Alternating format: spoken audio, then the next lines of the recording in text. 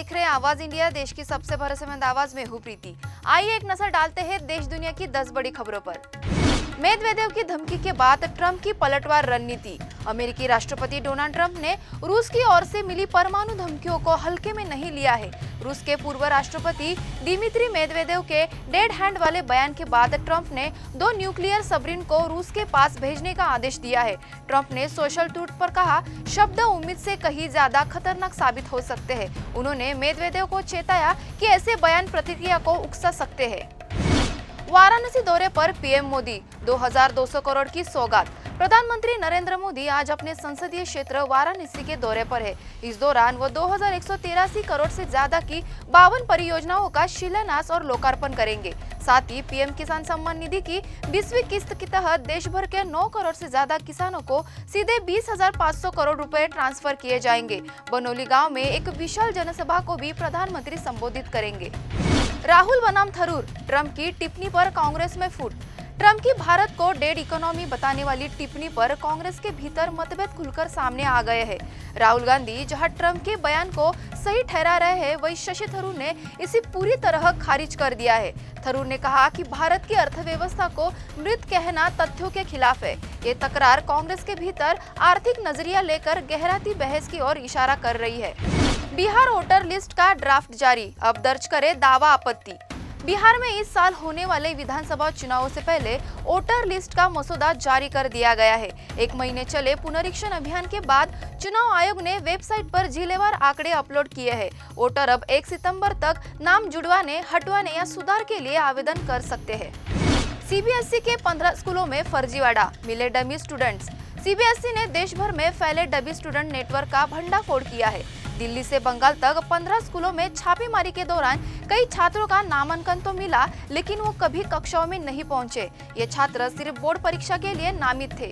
CBSE ने इसे शिक्षा व्यवस्था के लिए गंभीर खतरा बताया है और कोचिंग सेंटरों से मिलीभगत की जांच शुरू कर दी है। हिंसा का कारण बनी सोशल मीडिया पोस्ट, आरोपी हिरासत में। पुणे के यवत गांव में एक व्हाट्सएप पोस्ट ने बड़ा बवाल खड़ा कर दिया। सोशल मीडिया पर कथित आपत्तिजनक पोस्ट के बाद करीब 1000 लोगों की भीड़ ने तोड़फोड़, आगजनी और हिंसा शुरू कर दी। पुलिस को हालात काबू में लाने के लिए लाठीचार्ज और आंसू गैस का सहारा लेना पड़ा। आरोपी युवक को हिरासत में ले लिया गया है, जो गाँव का मूल निवासी नहीं है।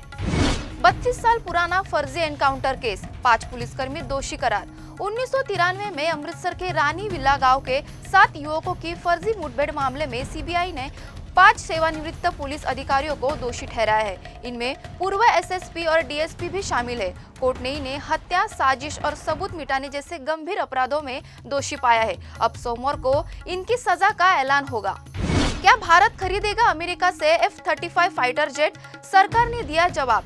लोकसभा में भारत सरकार ने साफ किया है कि अमेरिका से F-35 फाइटर जेट की खरीद को लेकर अब तक कोई आधिकारिक प्रस्ताव नहीं आया है। हालांकि भारत अमेरिका रक्षा साझेदारी पर नीति स्तर पर बातचीत जारी है। सरकार ने कहा है कि देश की सामरिक स्वायत्तता को ध्यान में रखते हुए भी सभी निर्णय लिए जाएंगे। ओवल टेस्ट में पलटीबाजी, दूसरे दिन गिरे 16 विकेट। ओवल टेस्ट का दूसरा दिन गेंदबाज के नाम रहा, जहां कुल 16 विकेट गिरे। भारत की पहली पारी 224 रन पर सिमट गई, जबकि इंग्लैंड को 23 रनों की मामूली बढ़त मिली।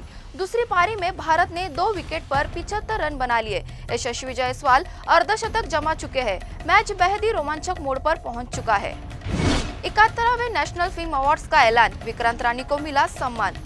71वें नेशनल फिल्म अवार्ड्स की घोषणा हो चुकी है और इस बार कई नए नामों को बड़ी पहचान मिली है।